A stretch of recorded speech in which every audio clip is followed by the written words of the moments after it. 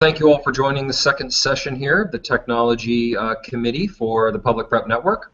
I've got Martha Zornow and Nick Zaveri on the line, and Danielle Shearhart will be joining in just a little bit. So I want to just go over the agenda items for the meeting today. There are 4 of them.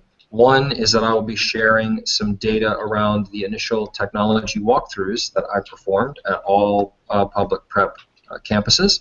And then second is I'd like to get everyone's feedback on that.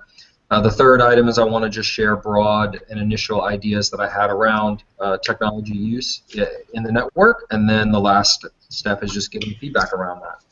And so as Martha mentioned earlier, it's a brave new world. We're doing this on a Google Hangout. And so this will be archived for folks to check out later. So are there any questions about the agenda, or can we go ahead and jump right in? Jump on in. Okay, great. So, if you go ahead and pull up that piece of data that I shared earlier, then I will look to also share that here. Let's see. So, in my initial visits to all of the schools, I was able to compile some information around three basic areas.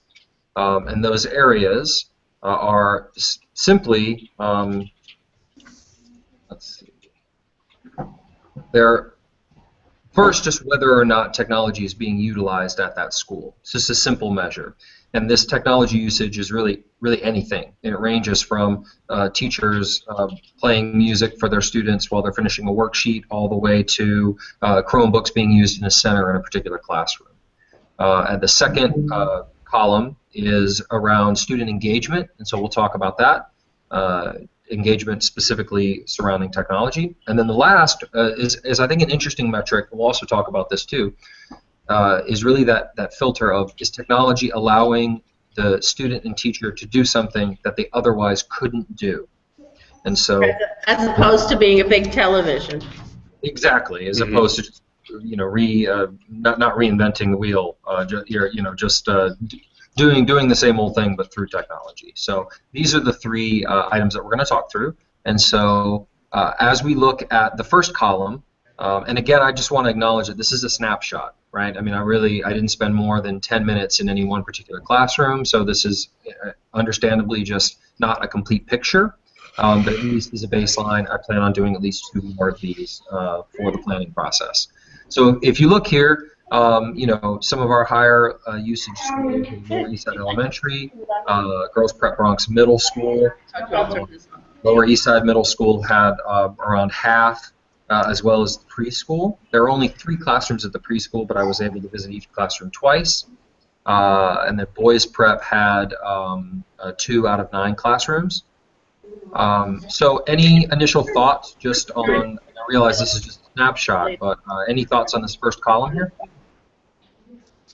Well, Mike, were these based on spending an entire day at the school and just visiting every classroom? What was sort of the time range when you were doing a walkthrough?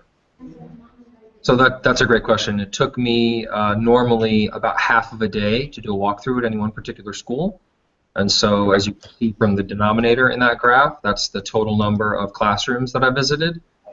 In one instance, it's a number of class visits because I visited each classroom twice. But the denominator is the number of unique visits that I made to a classroom. And so normally it took a few hours. Okay. So if we look at the second, second column, this is basically the level of student engagement. And so this is something I'd really like some feedback from you all around, is what does student engagement look like with regards to technology? So if you look at the Lower East Side Elementary, they had about half of the classrooms, as I saw it, were engaged. Lower East Side Middle School had, about half of the classrooms that were using tech had those students engaged. And what I defined as engagement was, I originally started off thinking that it was just students kind of having their hands on tech. But clearly you can be interacting with technology and not necessarily be engaged in a learning task. Mm-hmm. And Martha, I'm really interested in your thoughts, because I think it's harder to tell student engagement just by observing at the middle school level as opposed to the preschool level. Right. So So sometimes they're slumped over and you don't think they're listening, and suddenly they just perk up and say something. yeah, exactly. And so when I went to the preschool, for instance, when they were playing a Sesame Street video, it looked like the kids were 100% engaged. So I very quickly wrote down, oh, they're all engaged with technology.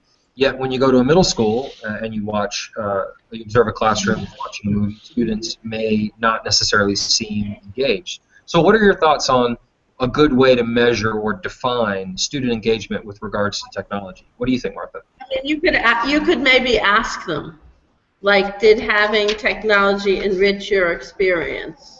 Mm-hmm. Like, I'm just trying to picture, like you look at numbers like this and you go, okay, who are the 4 out of 12? I'm guessing it was probably math and science because they're better at using it. And then a lot of people were using it as just a big TV. Yeah, I think a lot of the ones at your particular school, but really in general, were the projector and laptop. That was the type of technology that was being used, and more times than not, it was used as a presentation tool, which I think you can argue and say is a big TV, but that's what we're going to get into in the third column, is that allowing teachers to do something that they otherwise couldn't. So let's just stay on the engagement piece before we move on to that. Yeah, are you doing more? Okay. Yeah. How would you measure engagement? I think the only way really, I mean, you could certainly say, is their head up and they're tracking something if they're not hands-on. But I think that can be misleading with adolescents who have this sort of jaded look. I totally agree. Nick, what do you think? Considering the elementary range too. Yeah, I mean, I sort of define engagement by activity. What exactly with technology? What exactly are students doing? So if it is a passive activity where they're observing something on a smartboard, then the question is, how are they responding to it? I mean, or you classify it as a passive experience, as opposed to a student who is otherwise more active. If you're interacting with an online resource or keyboarding or something like that, like I look at engagement in terms of the perspective of just the action that students are taking. I think that's a great way to look at it. Product, how that's where I was originally thinking students with their hands on devices. Normally it means that they're using them and that they are producing something with them. But I think that's a good distinction, is to make sure that students are actually producing something, and what their activity level is will be a good indication of what their engagement is. All right, so that's good. So let's then transition into the third column, which the third column talks about that, I think a really, really sound metric around, is technology allowing students to do something that they otherwise couldn't? So let's just take a quick look at the actual data itself. So let me just screen share one more time and go back to, there we go. And if we look at the last column here, is if you look at the different schools, you'll see this roughly fell in line with the student engagement.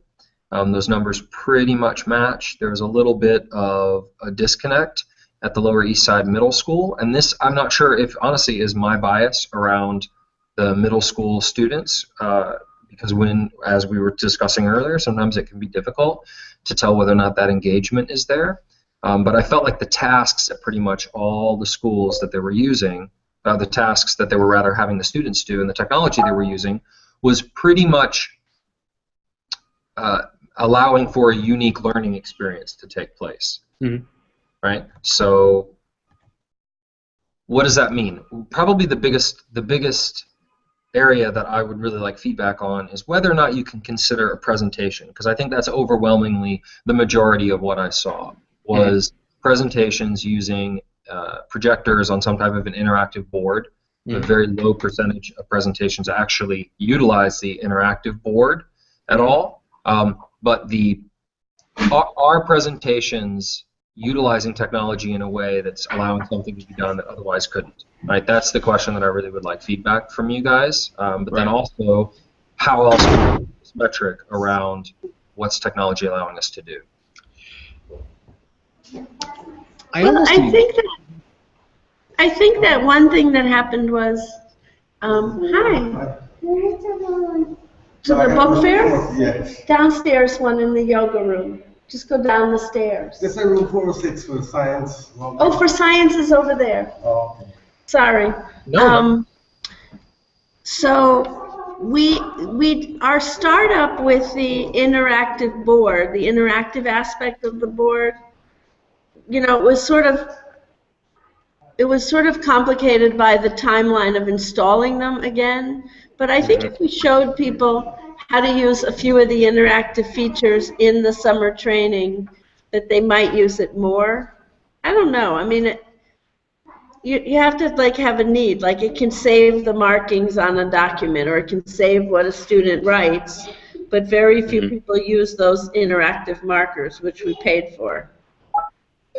I think you're right. One of the things that I saw that was interesting, though, was I saw document camera usage where teachers were demonstrating how to annotate something. Yeah. So it was the act of actually circling, which I think that document camera allowed for a level of a demonstration that if you did it on an interactive surface, it might not come across the same way, right? Because you're not going to circle a piece of text or underline it or highlight it or make a note on an interactive surface the same way you would actually on a physical piece of paper. I mean, or on your own I device. do that on a smartboard. Go ahead, I'm sorry.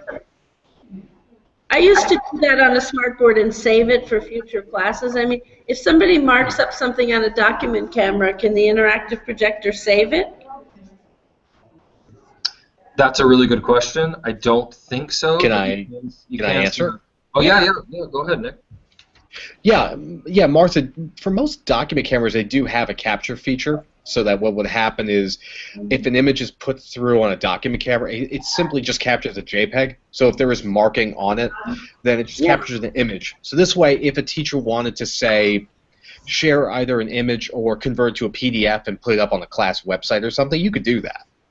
So that would be something that teachers would like to have if they could be trained in it calmly, and that would be allowing you to do something you couldn't do without technology. But you didn't see that happening, I'm sure. No, I did see it. I did see it a handful of times across my visits. It was not the standard. It was more the exception. Yeah. But what about the question of just in general, right? Like most presentations nowadays have a couple of pictures. Some have videos. They have interesting colors. Yeah. So are those presentations, is technology allowing you to do something that you otherwise couldn't with those presentations? I think so. What do you think, Nick? I mean, I wonder because, I mean, if we're talking about image and text, I mean, those are both static. So that could also be represented. It could also be represented in paper, but then you're looking to mass produce it and give students a copy of it. But if we're talking about technology through the use of, say, a document camera, taking one document and broadcasting it in a way that all students can be able to see it and be able to either read off of it or annotate from it, then I think it is offering something that paper wouldn't be able to offer particularly. So I think that's where I sort of come from, is where tech is offering something. A nice enhancement, and then there's things for modeling, like I know in science there's a thing called gizmos where you can actually do virtual experiments. Yep. Yeah, I mean, Gizmo speaks to an online, it's essentially an online manipulative. So I mean, when we talk about what technology offers, that's the other part. You know, the concept of virtual manipulatives where classrooms don't have those kinds of tools. So suddenly a science lab involving plagues or something, you can replicate that using an online piece because there's no way to really do that short of having an actual physical laboratory. Therein lies where technology also offers that benefit too, is recreating. And our kids have iPads or Chromebooks in their hands. You could model it and then they could do the manipulative on their computer. But I don't know that happens very much. Yeah, no, I know Gizmos is a subscription, so it's a question of if you're using it just for using it as part of instruction or students are actually signing into their own accounts, performing an experiment, and then completing a series of questions with it as well and turning it in, similar to a regular lab report. Yeah. So before we move on, I'm looking for some confirmation around this particular metric. So is this a good way to look at technology integration? Should we be asking ourselves this question around, is tech allowing us to do something that otherwise we couldn't? As I look and as we as a committee look to develop the strategic plan, is this a good metric? I think it's a good metric, but I think, having just come out of my Corey Prakash meeting, that another metric is, does it allow us to save money by not using paper? Yeah. Oh, I like that one. I do like the story. Yeah. Does it allow you to reduce the need for disposable resources such as paper? Yeah. So you're basically talking about a really good question. Yeah. You're basically talking about efficiency. Yes. So I think that's great. Okay. Well, then I think we're on the right track here, talking about. And I think the other piece is, assuming we keep teachers for longer than a year, are you archiving resources in a retrievable way where you don't have to recreate them and you're economizing on teacher time? That's a great idea. Much to what I'm doing now, I think the video is a great training method. Nick and I have talked about that, so I think that's a point well made. So before we move on, go ahead, Nick. Go ahead, Nick. No, I just add to this point. I think that's a really good one. Is that if I'm thinking, another metric, for teachers, if they are spending time aside from instruction, if they're spending time having to photocopy, if they have to spend time to locate online resources, what percentage of the week, beyond instruction, is a teacher having to do a certain level of preparation? And over a year or however long a person's in the network, are they reducing that amount of time where it's simply delivering instruction because materials have already been captured or are already been archived? So teacher preparation time, I think, is an interesting metric to explore. Yeah, and we could help train people in ways to have a logical filing system, because you never do it right the first year and you can't find anything. Yeah, it sounds like there's a lot of good space for training. So, but before we move on here, I do just want to share that Danielle is in communication with me, although not able to join the video, and she is listening and chatting me questions. She also likes this last kind of column of topics of what we're talking about here. She likes that as a metric as well. So Danielle likes saving money. Well, I can definitely say, she, like many people, likes saving money, but no, just that tech is, we should be thinking and asking ourselves, is tech allowing something to happen in the classroom that otherwise couldn't or would be exceedingly difficult? So I think that's it's a good metric. So moving on, because I do want to respect everybody's time, is this the second half of this is really for me to do. Can I just say one other thing? Of course. And I don't know how you measure this, but is tech making something more fun? I guess you could say that's engagement. Engaging, right? I guess so, right. Yeah, I mean, that's why I looked at both of them, right? Because I love having fun with tech. I'm a musician, and I've done tons of stuff that's really creative and awesome. And so, is tech really helping you do something fun and cool? That's the unprofessional way of saying, is it engaging? Danielle also says that there's a really big push right now from the state for tech education. So we'd love to hear what standards that the state is pushing out. So that's a really good point too, to actually look at what I know ISTE, Nick, you're familiar with that organization. They have standards. There's Common Core standards. So I think it's a very well made point, Danielle, that we should be looking at standards to include in this. So and also at her particular school, she's looking for how the girls can use tech in the classroom to make sure that they're prepped for high school. And I think that high school and beyond, that's why I've always thought, and Nick, you've looked at some of my documentation around this, is to that learning path with regards to tech from pre-K all the way to 8. Right? So you start off in 8th grade and say, we want our students to be able to edit a video. We want our students to have been in front of several different operating systems and form factors, know how to give a presentation, know how to in multiple formats, not only Microsoft. Oh, you've got to go, Martha? Okay, all right. Well, Martha's going to rejoin if she can. But yeah, I think that and I know that De Blasio is pushing for tech education. He's put a bunch of money up for it, so it's definitely something that we should be considering, and is why I'm doing this plan. So that's a great segue actually into the second part, which is around my vision. And so I'm just going to actually give everybody a quick presentation to a plan. I'm going to try and be as transparent as possible here. This was the plan that I'd originally put in place 2 years ago when I first started. And so this is going to be an interesting journey through what I had originally planned for the network, but there's some things that still ring true and which are ultimately my underlying philosophy. So first things first, I'll give everybody just a moment here to read this statement. Oh, it's really small. Oh, there we go. Okay, I'll go ahead and read it then because Danielle is listening in. So Okay. the first is a bit of admin speak. Technology is integrated into the heart of the instructional core. It will facilitate interactions among teachers, students, and curriculum, and allow each to accomplish their core objectives most efficiently. Students will use technology to harvest information, collaborate with one another, communicate ideas through published products, and develop the continually evolving skill set required to thrive in a 21st century world. So this is a mission statement for tech integration. When I first started, I looked at tech in 3 different categories: so systems, strategies, and then things that focused specifically on the students. And so when you look at those strategies, these were some of the original strategies I have. This is an homage here to Star Wars for all the nerds watching here, and for the non-Star Wars fans, I'm sorry. But the thing I'd like to draw your attention to are the 4 pillars. This is something that Nick, you and I have talked about. Martha, I'm not quite sure if I've shared this with you before, but all of these different areas are things that I wanted to do and focus areas in as far as tech integration and technology development.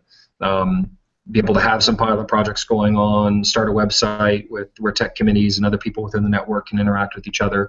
But really it's these 4 pillars that I think are a good underlying philosophy. So if we consider those 4 pillars, they are digital citizenship, which is trying to teach. This is specifically important, I think, in middle school, but you need to start planting the seeds in elementary school.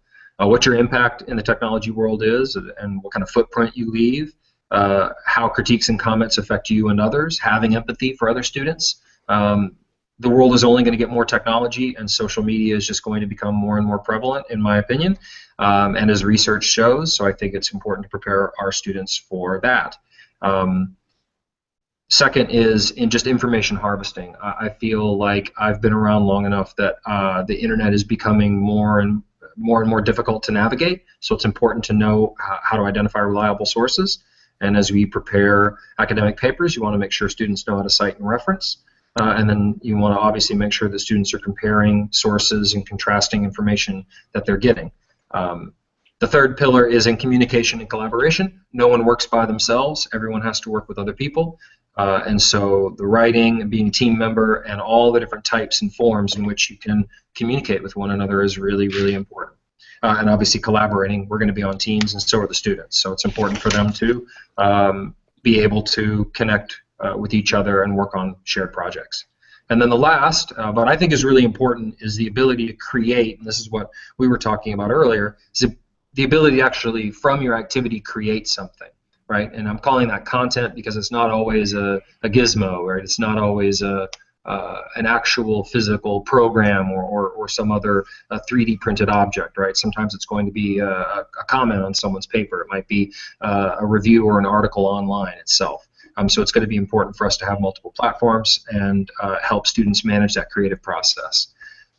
So I'm going to just quick check and see if there are any questions from the audience here on the 4 pillars. I guess one question I would ask is, where do you find, of those 4 pillars, where do you find space for, I guess individualized learning?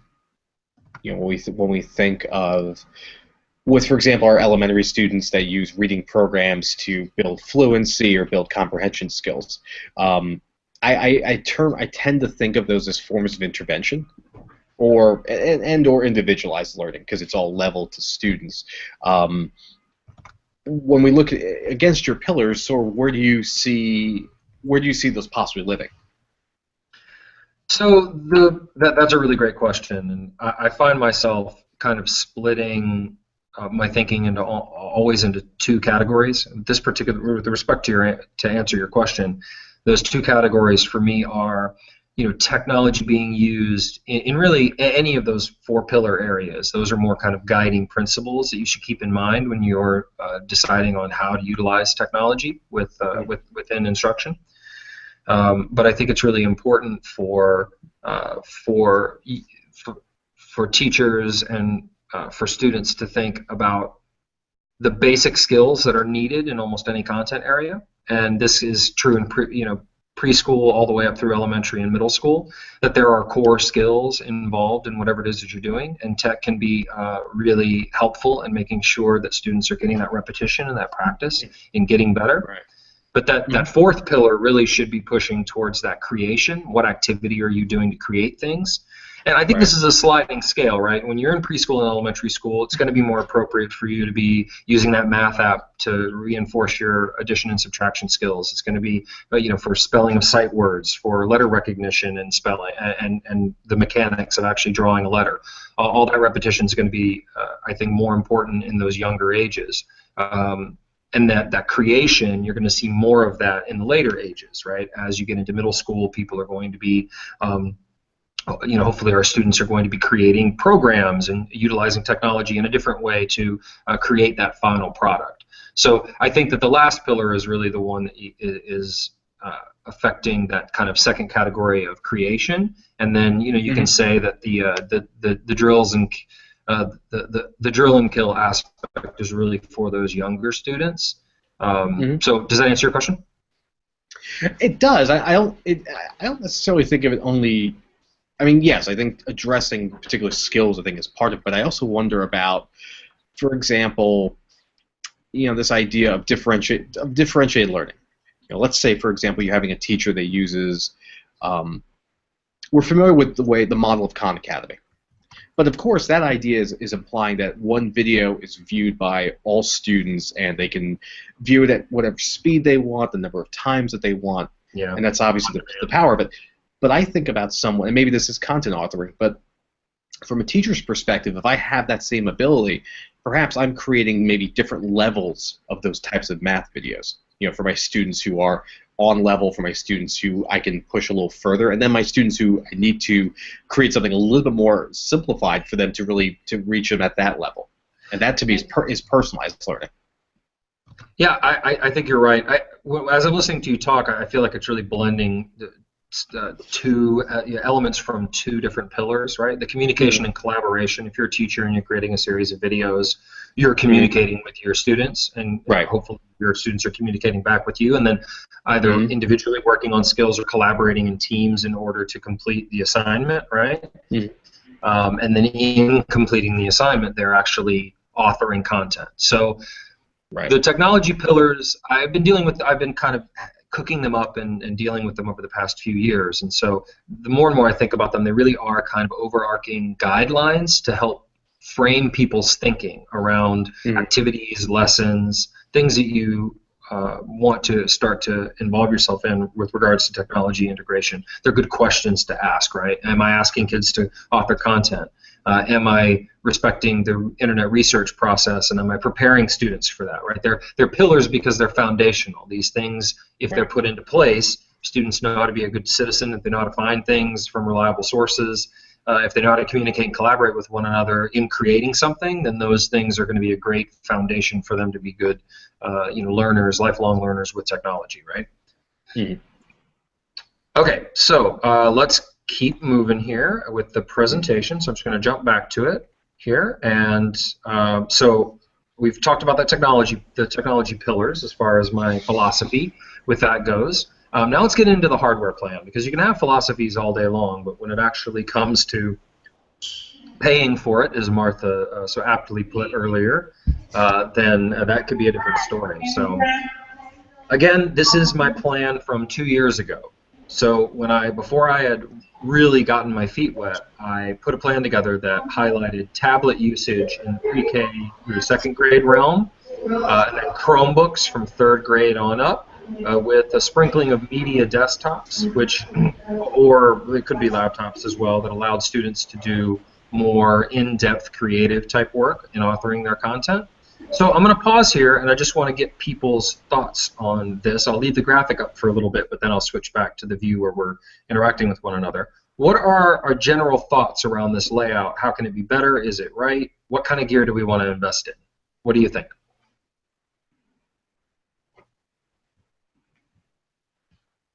I think you could probably. I mean, I see tablets are something that looks like it was referenced or possibly up until second grade.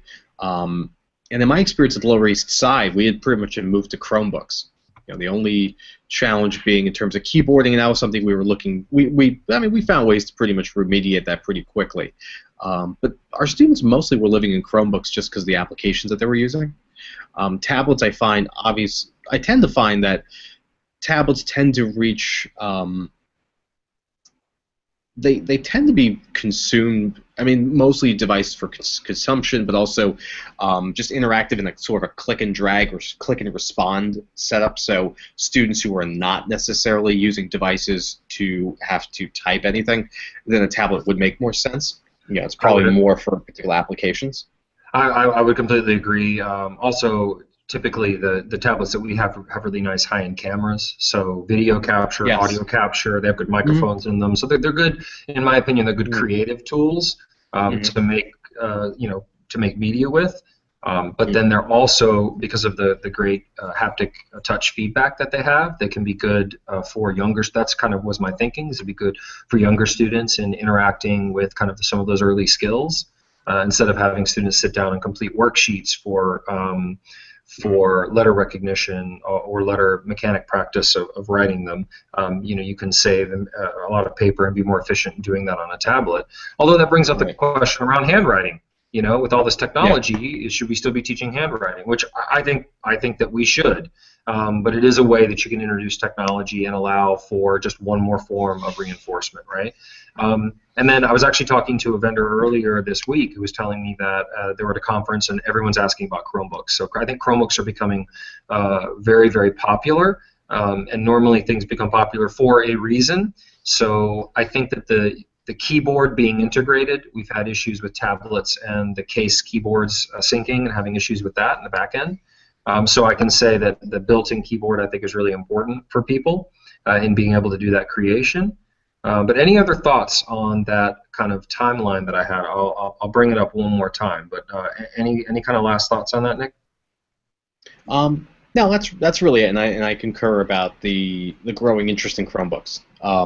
I'd also add that part of the challenge with tablets and I think you and I've seen this, is really software deployment. With Apple, it just was it was and still is a very noticeable struggle to provide software to our students. Chromebooks obviously don't have that issue, and management tends to be a much simpler process. And I think that also really sort of does. lends itself. I think that also kind of sort of contributes to it. But timing-wise, it still tends to make sense. Like if I was thinking of appropriate tech in a pre-K classroom, if I was utilizing devices, I would obviously lean more towards tablets because it's more. It promotes more student independence. Students able to more likely interact with a tablet than any device that has a keyboard attached to it. Yeah, I would agree with that. I think because as I talk to more and more people, there are a lot of different thoughts about which tech should be used at which age. Some people think that iPads are great for older kids and that Chromebooks can be used to teach typing at a very young age. So I think one of my takeaways from when I talk about these and some of my bedrock kind of initial ideas are, I really think that schools should have multiple forms of technology to expose students to all different ways of using computing technologies. There's not going to be just one solution out there when they get to high school or when they get to get into their first career or their first job for their career rather. There's going to be all different types of computers, laptops, desktops, peripherals that they're going to need to get used to, and this is a good time to start exposing them to those different form factors. So do you agree with that? I do. And the point about high school is a good one. I know actually one of our coaches is currently working in a high school with Surface tablets. It was just something that they purchased for, I think, the freshman class. And you think of just technology and what different platforms students may live on. Yeah, and it's just another thing to consider, when students are moving into the next level. So having a certain level of ubiquity with tech understanding, I can see the benefits of it. Yeah. Great. Okay. Well, then the last slide, and I'll reshare my screen here just a second. The last slide. Let me know when you can see my screen. Mm-hmm. So we talked about the hardware plan, but then if we zoom in here, we'll check out the instructional gear, and this is pretty much the bulk of the instructional technology that we have located within the classroom. I know that there tend to be some responders and clickers and other physical gadgets that you can get for students, but this to me kind of always represents the majority of what you see. So Nick, I'd like to get your thoughts, and anyone watching this video, I'd love to get any thoughts or comments in the comments section. Am I missing anything? These are the things that we should be focusing on for instructors, and then obviously, should we be looking for training around each of these? What do you think? Well, to answer your first question, as far as if this list hits the mark, and I tend to think it does. In terms of instructional devices, taking tablets and laptops out of it for a moment, it tends to come down to some kind of a screen, be it a projector, an interactive board, something that is the sort of central piece in the classroom where instruction is driven from. Document cameras obviously are a key component there, just in terms of a modeling strategy instructionally. The reference to video and audio, I'm thinking you're referencing multimedia in terms of students having or teachers having the ability to do editing or recording of media, recording or capturing media. Is that what you're referencing? Yeah. So the video and audio. I'm glad you pointed that out, because that is pretty vague. The interactive surfaces can be a projector or an interactive whiteboard. Obviously, document cameras. Really, you had mentioned this earlier around teachers being able to create potentially multiple videos, right? For instruction if they can't find what they want that already exists on the internet. We are currently using two technologies: Swivel, a physical device that holds a camera and tracks the speaker and records their voice, and then Torch, which is an online storage platform that stores these videos and allows us to share them and group them and rate them. And so that's really what I was thinking. Video and audio, because this particular section, if you look back, this is part of the plan, right? The hardware plan for students talks about these devices here. But then when you get into the instructional gear, when I'm thinking video and audio, I'm thinking that this can be tools that teachers use to deliver their lessons, to help them be better teachers, and then also help them to develop themselves professionally via those technologies that I talked about earlier. So does that help frame it for you? It does, and actually, the swivel cam is a good example of, I think, sort of the next title. I wouldn't say it's necessarily new technology, because at the end of the day, we're still talking about video camera, basically, or capturing video. But its growing presence in classrooms in terms of supporting professional development is, I think, the next, I guess, sort of quote-unquote, the next big thing that we're starting to see in teacher professional development. The one you mentioned before, as far as clickers or I guess it's just handheld devices, I guess, is what we're talking about. I still see them to some extent, but I do notice that more and more schools are going to just using software programs that accomplish the same thing. Yeah. So if you're using apps like Socrative or using Google Forms, and just giving students the ability to, as a teacher, just collect data in real time and be able to represent and be able to provide information back with students. It reduces the need for an additional device in the classroom. That seems to be one of the draws there, is just finding an iPad application that negates the need for another device to be available to students. So I think clickers, I wonder about that. I think over the last couple of years, I'm seeing less and less clicker sets being purchased by schools. I'm seeing more instead of just applications that teachers are finding. For example, clickers that you and I have seen before, that's completely paper-based. And the only tech you're really using there is your phone itself to capture just the responses of students. So that's almost sort of a counter to the need for additional devices. You're kind of reducing the device count to just one, which is held by the teacher. That Yeah, goes so to what we clickers I were. wonder about. Yeah, well, that goes to what we were talking about earlier about efficiency, right? Right, If you can get exactly. a single device to do what 5 gadgets did before, I mean, it's basically what the modernization of the cell phone has done, has pretty much killed the gadget industry. So, okay, so that's it seems like the thinking is pretty similar around what, and there really aren't so many different gadgets that are available these days for teachers to use, but Right. I think that even though there's a lot of discussion around whether or not a traditional presentation by a teacher is really pushing the boundaries on technology integration, I still think it's a fantastic way for teachers to just generally and traditionally use tech in the classroom. And I think that some of these online learning communities, professional learning communities, things that you're talking about becoming more prevalent in the technology professional development world lately, I think that'll be additional ways for teachers and instructors to use technology, which will then allow them a comfort level to be able to start using it with their students. The anytime, anywhere aspect of it that makes it appealing for adults should hopefully carry over to the relationship that both students and teachers have with their learning environments. So, Yeah.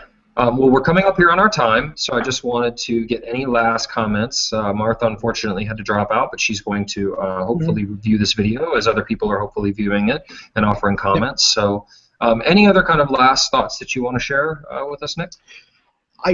I guess what I'll be interested to see is sort of the next iteration of the plan that you're thinking about. You know, when it comes to, in terms of tech integration, sort of the vision that you're sharing. You know, in light of the past 2 years and what you're seeing at the school level, how does all this evolve? I mean, because today we've essentially gone over your mindset originally, and obviously that's probably shifted a little bit in the last 2 years. So I guess for me, the next step is where does this vision start to evolve to, and where and how does it run? I guess how does it live maybe a little bit differently in terms of device requirements and things like that? Where does sort of all that sort of live together? That's a really fantastic question, and I did show where I was a few years ago, but really I guess what I was trying to show was that at the core, my beliefs and understandings back then are really still very true today. I tried to stay specifically brand agnostic when talking about which tablets or which Chromebooks is a little bit different, although there are multiple manufacturers that make those, right? Basically small laptops versus interactive surfaces of tablets. So one of the philosophies that I have for elementary school, and I said this in yesterday's broadcast, although the more I thought about it, my mind's changing a little bit around this. I feel like that for elementary, we should definitely be looking at blended learning, center-based activities. And you and I have talked about this with Lauren, who will hopefully be joining tomorrow or next week's broadcast. So I think that's a great framing for how to utilize all of these different items. And it looks like Martha might be joining us back again, which would be great to get her opinion on the middle school aspect of this. So we're just talking about my overall philosophy as we kind of make closing remarks here. No, it's quite all right. We're happy that you're able to join us back here. So I was just sharing with Nick that I feel like for pre-K through elementary school, center-based activities with technology can be a good cornerstone and good kind of go-to plan for the technology integration for the strategic plan. But I really wanted your thoughts as a middle school administrator, especially who's looking to have a one-to-one.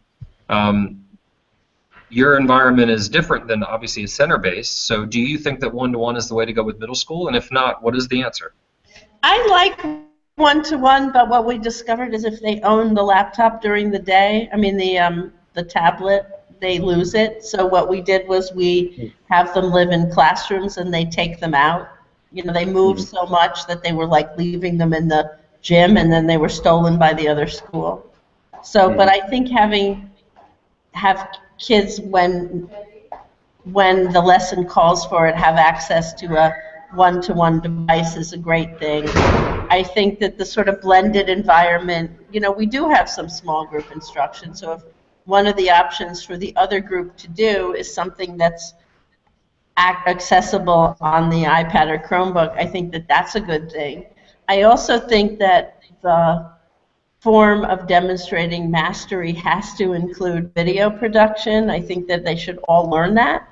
And, you know, your response to a novel might be a movie that you make or an animation that you make.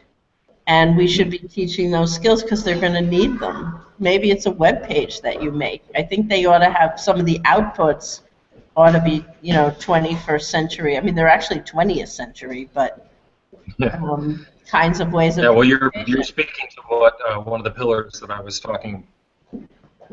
Okay, I'm sorry. This is what happens when you're in and out. No, quite all right. You're sharing some great stuff, so we appreciate that.